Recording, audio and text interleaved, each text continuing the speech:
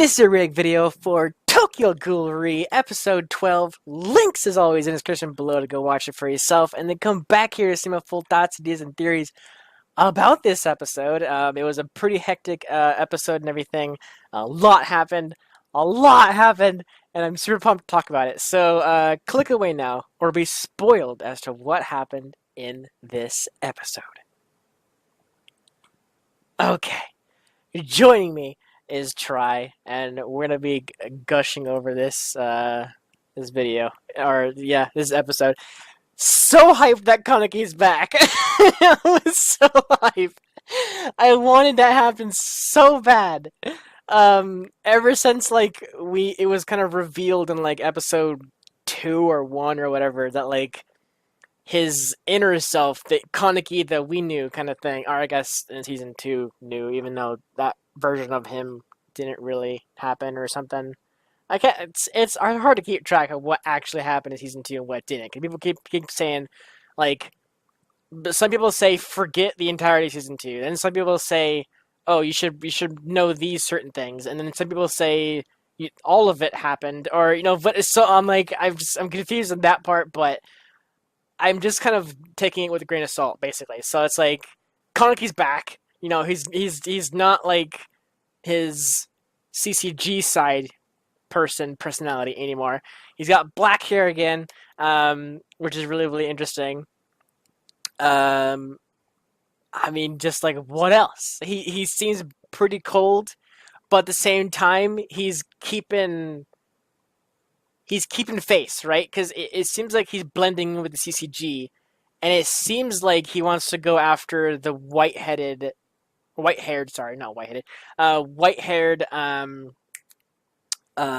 leader guy. I can't remember his name. Arma, there you go. It seems like at the very end, it looks like they're gonna battle it out, but like I'm not sure if that's actually happening yet. That's like a hint at what happened or what he wants to happen. Like it's kind of like it's all juggling. Like what could be the fact there? Like I'm not sure. But it looks like there's gonna be something there between them. Whether they're gonna have a big old death battle again, kind of thing. Well, not again. I mean, the last time we saw them together, he was like laying down his weapon effectively, kind of thing, like giving up to the CCG, and then that was in season 2. I know, like I said, take it with a grain of salt if that ever happened, but that was the last time we effectively saw them two together. But then, like in Tokyo, it's just like it seemed like they just like are together, kind of thing. So like, I'm not sure who initiated this kind of like mind wipe thing. Was it Kaneki's decision? Was it Arma's decision, but just like to keep under wraps, like to not even Sasaki knew about it, kind of thing, all that kind of stuff. Like I'm still wondering about that kind of stuff. So, I mean, what else happened? Sadly, it looks like question mark. It looks like Shirazu. It looks like he died in quotations. Because I'm still not sure. I'm still not sure. Because, like, we saw him heal a little bit. So it seems weird to show us that and then kill him off, kind of thing. So I'm still not sure. Also, the fact that his body is now in the hands what look like ghouls. I think the white mask ghoul guys, right? It seems like he's like the body's with them now. So. Or body, in quotations, again, because I'm not sure if he's dead or not. Yeah, it's his body, yeah. So I'm not sure if he's still alive, but everybody thinks he's dead, and then like later on it's gonna be like he's gonna be like waking up kind of thing, and they're gonna like train him to be a ghoul fighter or something like that, or like a proper ghoul in a way. I'm not sure, but yeah, I don't think he's dead. I definitely do not think he's dead. I definitely do think he's still alive. Or he can be brought back, in any case. But yeah, that's yeah. I mean, even Kaneki showed up, and Kaneki was a total dick. Like when he first got up to the Quinks and everything, and he's like, "You weren't here." Like he was calling your name, and you weren't here. He's like, It's like because he failed, I can't remember his exact word, but it was basically like calling him out for like being weak. Basically, it's like damn, like he was here, but he couldn't do anything about it, kind of stuff. So, like that was pretty hardcore. Um, when Yuri isn't the one being a jerk. Yeah, exactly. I mean, there was those moments where he was actually doing his mind thing, like right, like thinking in his mind, but like it was actually like pretty good thoughts. Like it wasn't just being him like, oh, just suck it up, or just like, get up off the ground. It wasn't like anything like that. Like he was genuinely like worried about him, kind of thing. So that was pretty interesting. Um, but it looked like Kaneki was doing something, maybe just looking at him. I don't know, with the body, anyways. Like when they put the blanket over him, kind of thing. I'm not sure if they like he like undid the blanket, looked at him, he was like, he'll be fine, and then put him back over, and then just like walked away. I'm not sure like what he did there, but I'm interested to see what Kaneki does now. Now that he's like fully awakened, now that he's woke, like I'm really interested to see what's gonna happen there. He killed question mark the owl, the one-eyed owl. We're not sure yet. He cut her in half. So knowing the one-eyed owl and what she's capable of, she's probably still alive. Maybe? Like, I'm not sure. We've seen ghouls in the past get cut in half and still be alive. So, just to a certain degree, anyways. Um, he said he didn't kill her. Right, but was that just the CCG side of him trying to blend in? Or was that like because like I'm not sure. Like is that because like he was blending in with the CCG, like like I said, like he's keeping faith with them, kind of thing. He's still acting like he's Sasuke basically, but he's woken up. He's Kaneki. He's full fledged Kaneki. So I'm interested to see if what he said, like she got away, kind of thing. I'm wondering if that was just like a ruse kind of thing, because like maybe she's still alive kind of thing, but at the same time maybe she's dead, or at least like to a weakened state, like a super weak. She was cut in half basically. So if she can do stuff like what she did with Gourmet's helper, as well as the one guy who didn't talk that like turned into like a monster thing. Like the White Owl did that to them. So if she did that to them, then like what is she capable of, kind of thing. So like I'm sure she's still alive, but at the same time, like I definitely see them like she's dead, kind of thing. Well, I mean, it was kind of like a lackluster death in some sense. It's not like a huge battle to death, like battle like kind of thing. That we saw at the very end. But we did see like a battle, but it was mostly just Kaneki just dodging everything, hits here and there, but ultimately dodging, and then finally taking out the whole meat suit thing that she had, and then cutting her in half, kind of thing. So I don't know. Again, I want to know what happened, like what truly happened. I mean, I know that happened, but like I wonder what happened to her effectively. Like at the very end, did she hit the ground? Did she die? Did she still awake? Did she like patch her wounds with some kind of tentacle power thing, whatever she has?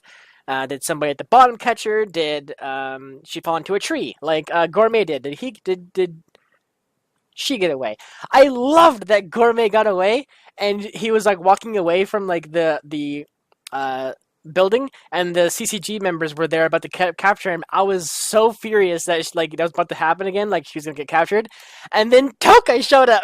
Like, that was so cool, and also super interested as to how she has two wings again. So I'm wondering if that's just like a skill level thing. Like she wasn't just up to like her brother's side of things. So like Toka's brother being able to like have two wings and like attack things with it, but her only being able to do one wing. Like was that just a limitation on her part? Was she just too young to be able to like utilize her Kagane to the full extent? Like who knows? I don't know. I'm super interested though. I'm super pumped that Toka showed up at the very end there. That's super freaking cool. And I hope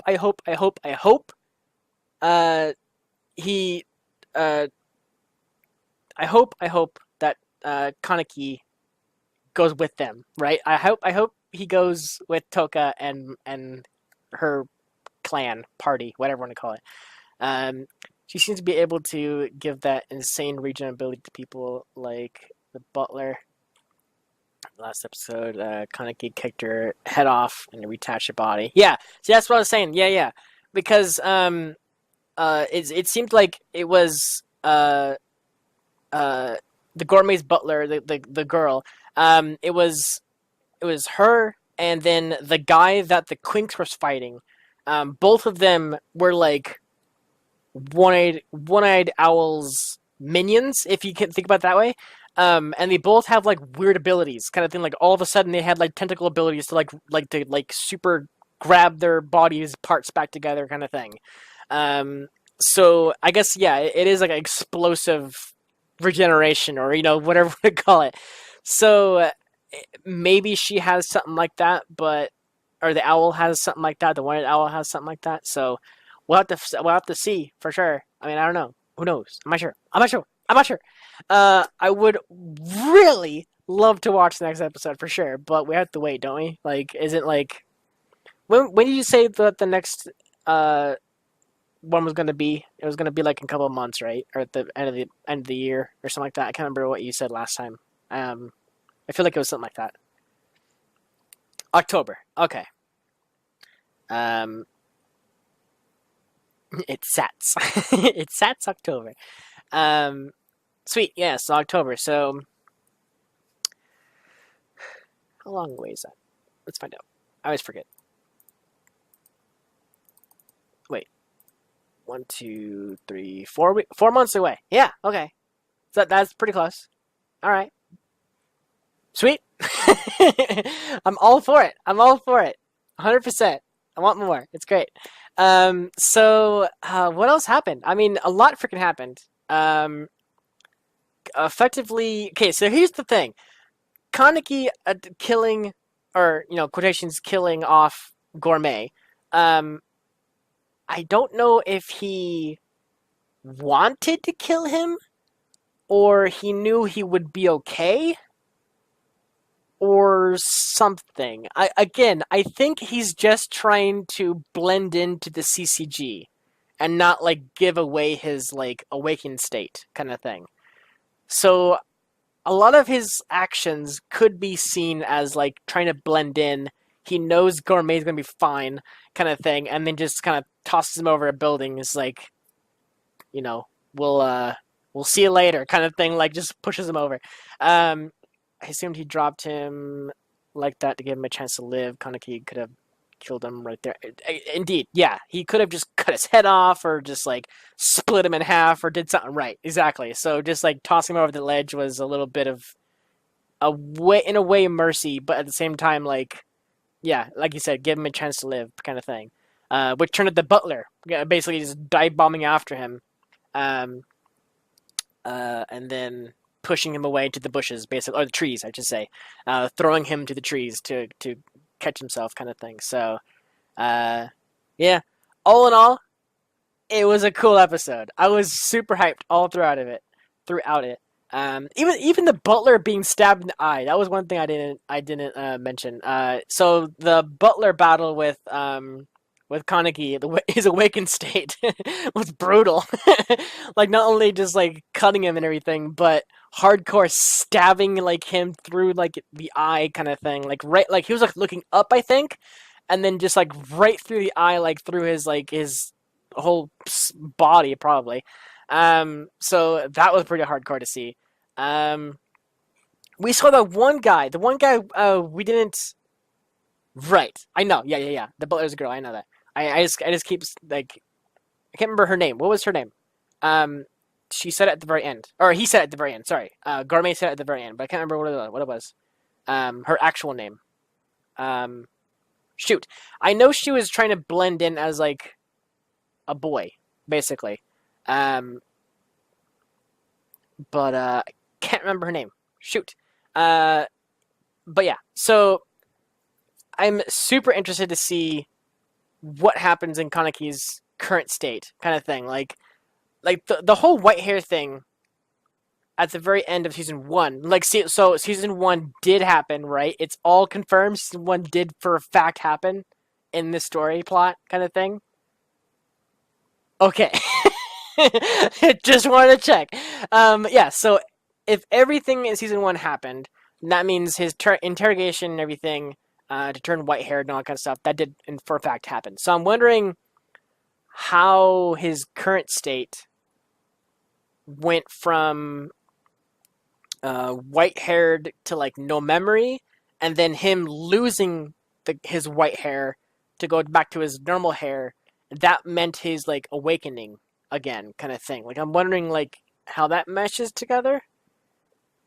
I'm not entirely sure how that like affects one or the other kind of thing. Like his white hair was preventing his memories come back.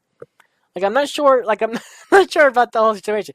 I guess it's him holding back, him trying to hold in like his inner self was like turning his hair white. Maybe I don't know though. That's just kind of like what I've gathered, but I'm not sure. Hair is simple, yeah. I assume something like that. Because like once he kind of like did like the swan dive, like Assassin's Creed, like off the off the tower, like into the hay bale kind of maneuver. His hair turned straight, like back to his color, like turned color basically. The black being on the inside was just to show Kaneki was still in there. Yeah, for sure. We did get to learn a little bit more about Kaneki though. We didn't know. Well, I didn't know about the mom. His mom actually beating him and everything. That's something the season one or season two never talked about, like anything. So that was new to me. So that's interesting. Because I'm trying to think back if they ever mentioned anything about his parents. Because for the longest time, I'm pretty sure he was just like the only child kind of thing. Kaneki saw his mom as a nice person. I see. Interesting. What I did find really interesting actually is Sasaki. Is he still in his mind? Did they like kind of like in a way like swap places, right? Like one falls asleep while the other one takes the like the reins kind of thing. Like is that like maybe Karen? There we go.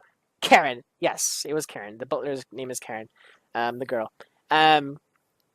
But like for Kaneki and Sasaki to switch out, like is that like did Kaneki totally absorb Sasaki, or is it the case where Sasaki fell asleep and Kaneki woke up to like take his place, kind of thing? Like I'm because like, they're talking about like going to sleep, that kind of thing. So I think Sasaki is gone. Yeah, because like otherwise Kaneki would have awoken and then been like, "Oh, CCG members, let's kill them," kind of thing. Like, so I guess in that way he would have known, what to do in the situation to like blend in effectively.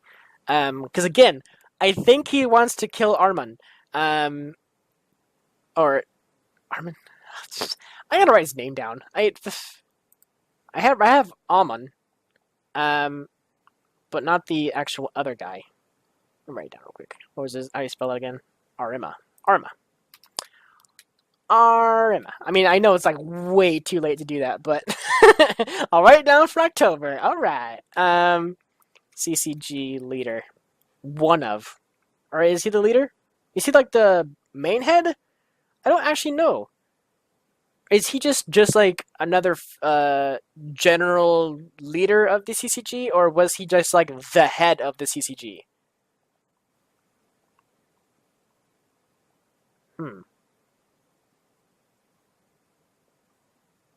I don't remember if they ever talked about that. I think he's the head? Okay. Head CCG leader.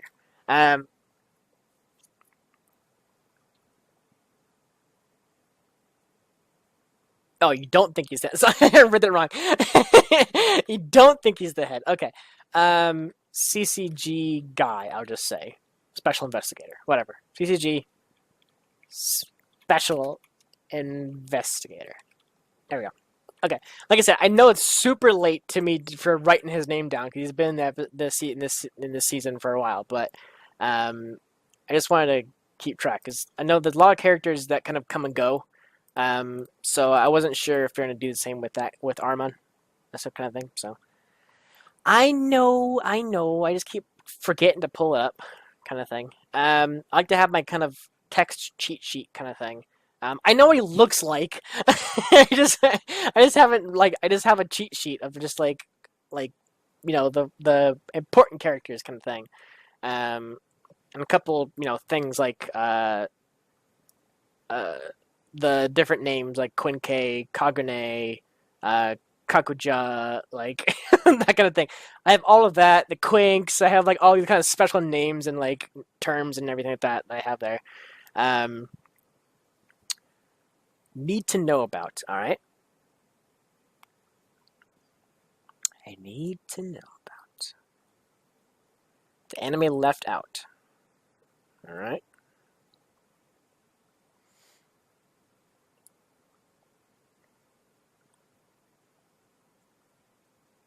Because I'm assuming it may be involving some of the flashback things we saw. Maybe this happened a while back when Kaneki was asked something like if he was happy with the Quink Squad.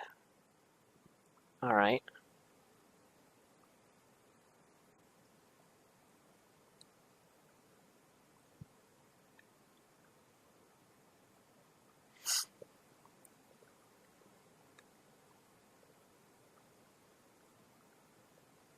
I'm going to show you a comparison to the manga with the anime version. Manga, whatever, sorry. Uh, Tell me if you realize what's wrong.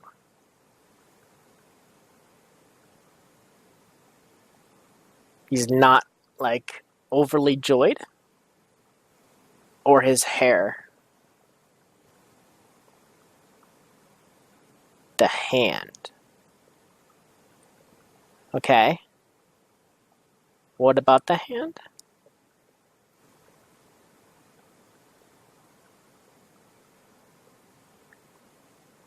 Um, Shoot.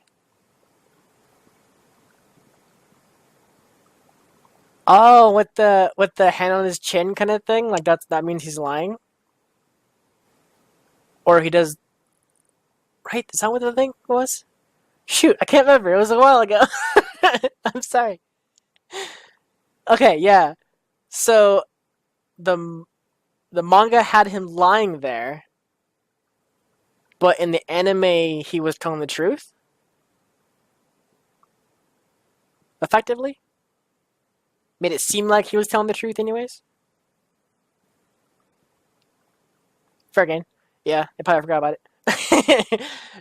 Interesting. Uh, could it be that so does the writer for the manga, is he like one to one like in charge of the anime as well, like how they do things this time around, like in Re, like is he part of the team for Re?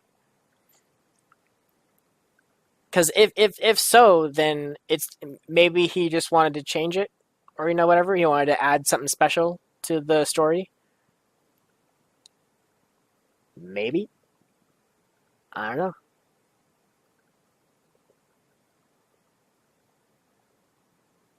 Yeah, no idea.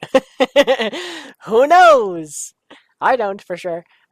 So is there anything else that I missed to talk about? I feel like we covered a lot.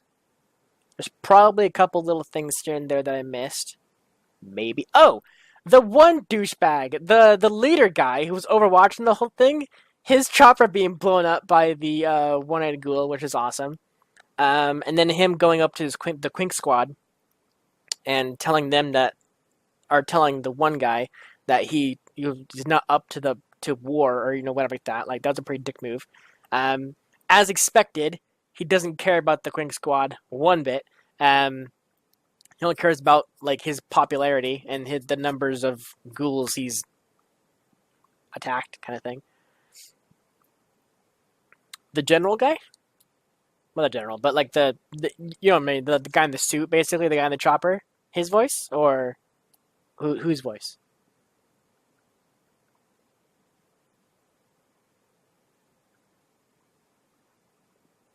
It's a lot of like waiting around.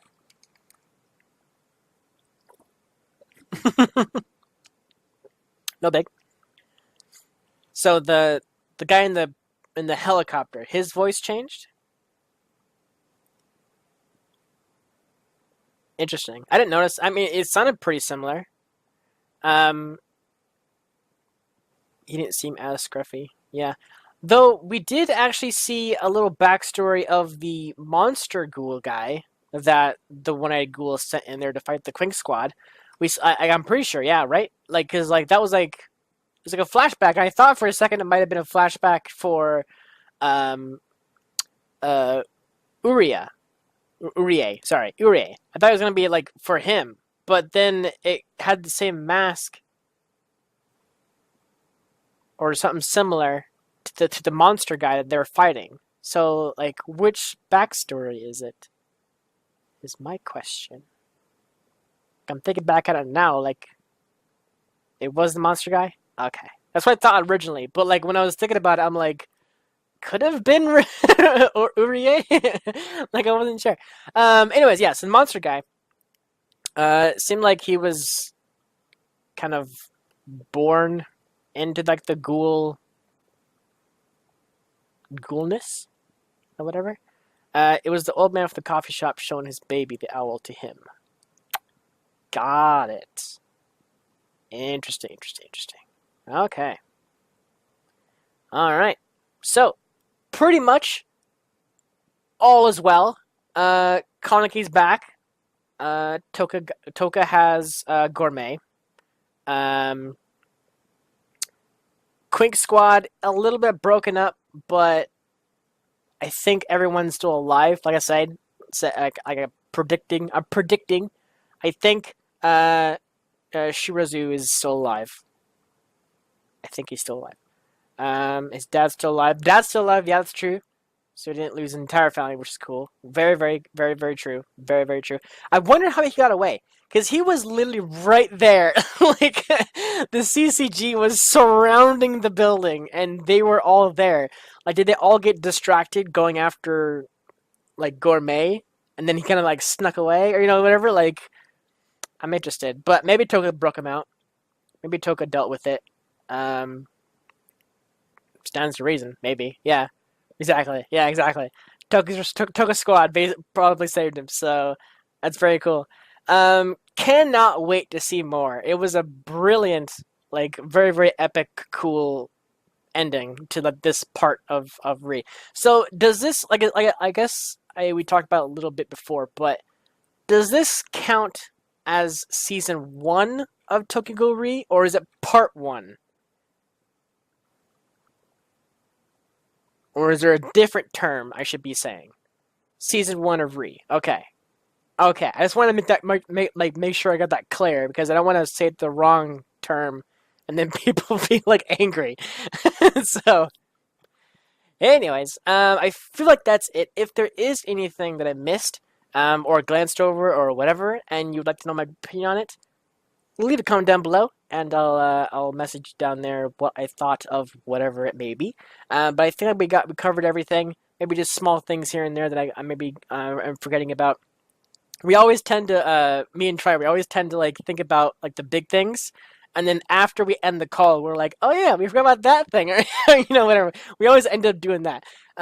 So we probably forgot something about this episode, but overall, it was a fun episode. I had a lot of fun watching it. It was epic. It was sad. It was like a really cool mix of both, and just it was awesome. So thank you so much for watching. I'll see you guys back here in October for this season 2 of Re, basically.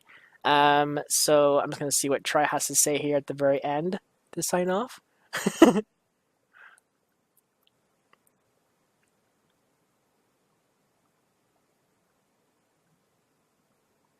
We didn't talk much about using nuke on that monster dude.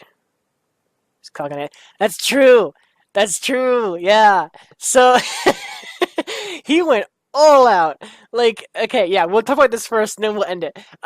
He went like full blown, like, missile mode engaged. Like his entire freaking Kagane like shot out of his back like a rocket, and all of like the pointers almost were like. It reminds me almost like maybe a bomb that like Iron Man would make, right? Like one bomb that like detonates into like a bunch of them kind of thing. But in this case, it was like a general like just big explosion kind of thing. But all the little bits and pieces off of it were like the little missiles that he always shot out of. So that was indeed really cool to see him do that. That was super freaking hype to see him do that. And then the whole shock factor of him like missing like half of his stomach kind of thing. That was pretty intense as well. So like I said, I think he's fine. I think he's just recovering, and everyone's blowing it out as like he's dead kind of thing. My theory is he's still alive, but we'll have to see and wait and see what happens with him kind of thing. So if that is all, like I said, there's probably couple more things. Do you think the owl held back in the fight with Kaneki? Seems weird to me that Kaneki was able to fight in equal terms. Yeah, a bit. But again, like, she said she was there to see which one was better. Either Kaneki or her puppet, in a way. The butler. I forgot her name again. Where was it? Why? Okay, it's here somewhere. Wait, where is it? Where is it? Where is it? Where is it? Where is it? I don't know. Karen. Well, I know you said it there, but I can't remember where. It didn't matter. Karen was her puppet kind of thing. So she said she was there to like see which one was stronger or better or whatever kind of thing. So that's why her purpose was there, why she came there of all places. But I don't know.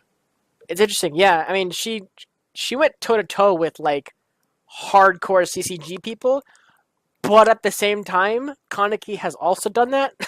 So, I mean, maybe they're, like, sort of on equal terms. Maybe the owl was giving him too much, or giving Kaneki too much credit kind of thing.